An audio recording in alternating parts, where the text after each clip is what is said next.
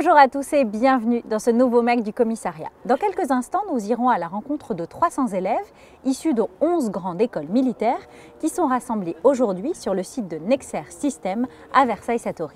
Ils sont réunis ici à l'occasion de la 20e édition du SIGEM, le séminaire interarmé des grandes écoles militaires. Mais avant, je vous propose de découvrir le métier de soldier, méconnu et pourtant essentiel pour le paiement de la solde des militaires du ministère des Armées et de la Gendarmerie nationale.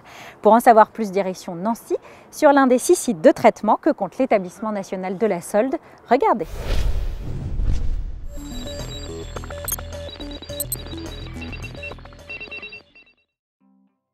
Lorsque l'on parle de solde, on pense bien évidemment à la rémunération des militaires.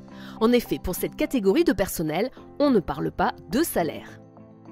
Alors le salaire est une notion plus globale qui signifie une rémunération contre un travail effectué. La solde est une dénomination réservée aux militaires, le soldat étant celui qui reçoit une solde. Une solde de base peut être complétée de différents éléments. Des primes qui constituent des outils de gestion des ressources humaines, notamment en matière de recrutement et d'aide au départ, primes d'engagement, pécule, valorisation des compétences, primes de haute technicité, d'indemnités qui visent à compenser les suggestions notamment liées au statut du militaire, indemnités pour charges militaires et ses accessoires à la mobilité, aux activités opérationnelles, indemnités pour services à l'étranger ou en OPEX et les primes aériennes. La solde des militaires, au même titre que la rémunération des personnels civils, est soumise aux prélèvements sociaux et de prévoyance. Elle peut faire l'objet de différentes retenues. Alors depuis 1998, il existe 3 types de soldes. La solde mensuelle qui concerne les militaires de carrière, les militaires sous contrat comme moi, et les personnels de la réserve opérationnelle. La solde des volontaires des armées et de la gendarmerie et la solde spéciale qui concerne le SMA, le SMV, l'école de Polytechnique et certaines écoles techniques des sous-officiers.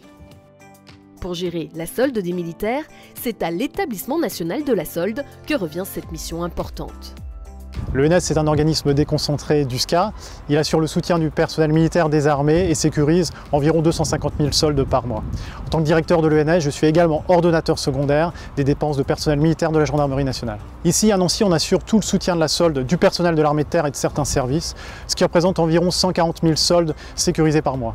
Depuis sa montée en puissance en 2020, l'ENS dispose d'environ 300 personnels civils et militaires pour réaliser sa mission. Répartis sur 6 sites différents, Rambouillet pour sa division production, Metz pour sa division finance et 4 divisions qualité liquidation, colocalisées avec les CERH d'armée. Nancy, comme les autres caliques, est chargée d'analyser et de sécuriser la solde produite par le calculateur source solde. Elle travaille sous la direction de la division production installée à Rambouillet, qui, elle, veille à la bonne exécution du cycle de solde.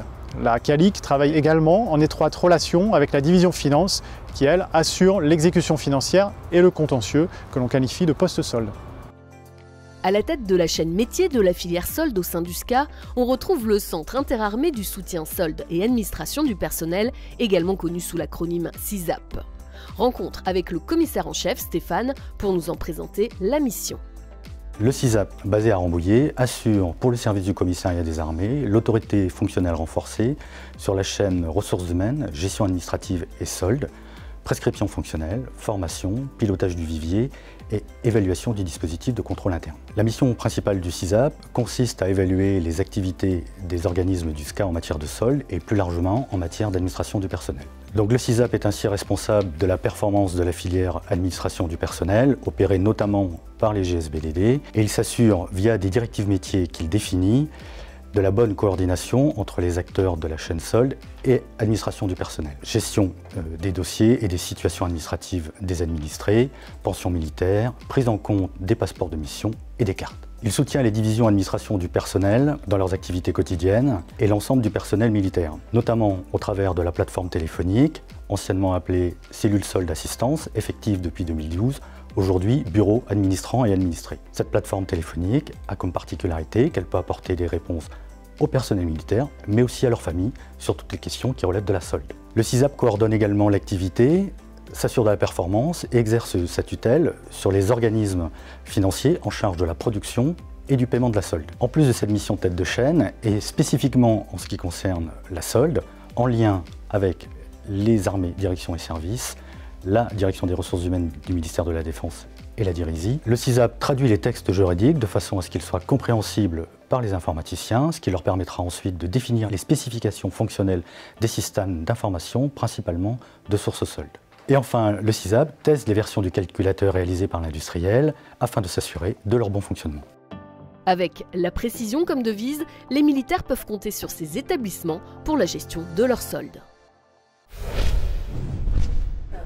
Retour au CIGEM, dont le thème cette année est l'officier au service de la nation dans le monde du XXIe siècle.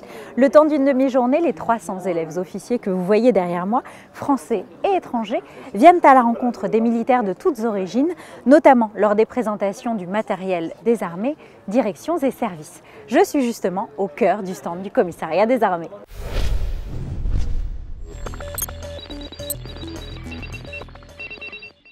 Le commissariat des armées a vocation à équiper le soldat grâce à des matériels fiables et sûrs, et assure également la mise en œuvre des vivres opérationnels au profit des forces. Dans ces domaines, le soutien des armées est en constante évolution. Ces nombreuses innovations sont notamment exposées au CIGEM.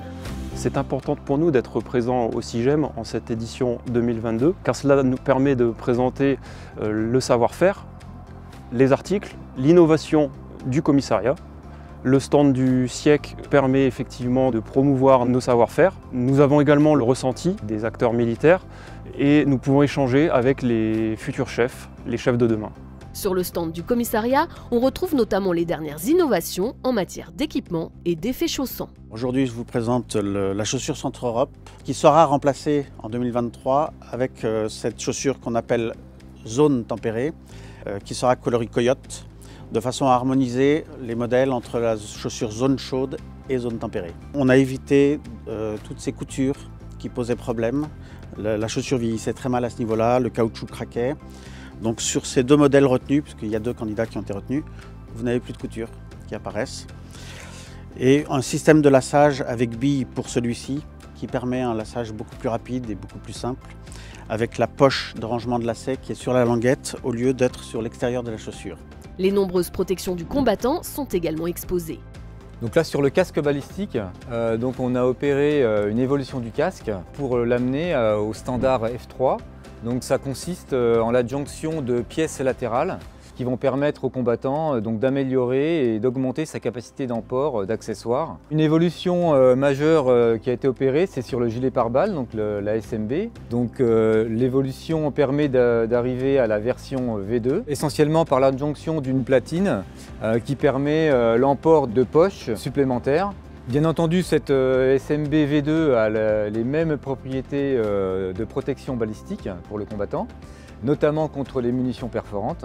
Et pour finir, les élèves ne restent pas sur leur faim en découvrant le pôle vivres opérationnels. Au SIEC, nous développons différentes rations, différents composants qui nous permettent de répondre au plus juste aux conditions opérationnelles du soldat et qui permettent de développer des produits de très haute qualité gustative. Nous avons en tout premier lieu la ration RCIR, réchauffable en fin de compte, qui nous permet d'avoir 3600 calories en un conditionnement assez réduit.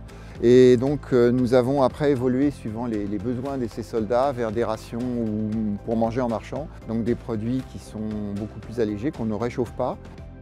Une journée riche en enseignements pour les élèves qui ont pu bénéficier d'explications concrètes et de réponses à leurs questions. L'objectif de la journée, c'est de nous permettre de découvrir les futurs matériels qui vont être utilisés par l'armée de terre. Et ça nous permet de découvrir non seulement les matériels qui sont déjà prévus pour être utilisés par l'armée de terre et les armées dans les années à venir, mais aussi les matériels qui sont à l'étude ou qui sont actuellement en phase de test. Je retiens notamment l'innovation perpétuelle au service du soldat en termes d'habillement, d'alimentation, enfin tout ce qui est en fait intendance. Aujourd'hui, ce qui est intéressant de venir chercher comme information, c'est les nouveaux équipements qui sont présents. Bon, là, c'est quand même plus orienté armée de terre aujourd'hui.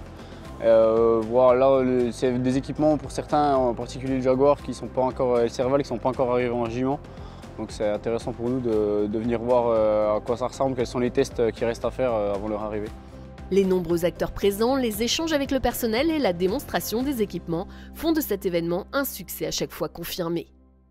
Voilà, c'est sur ces images de jeunes élèves officiers arpentant les stands du CIGEM 2022 que s'achève notre mag. J'aurai le plaisir de vous retrouver prochainement pour un nouveau numéro et d'ici là, portez-vous bien.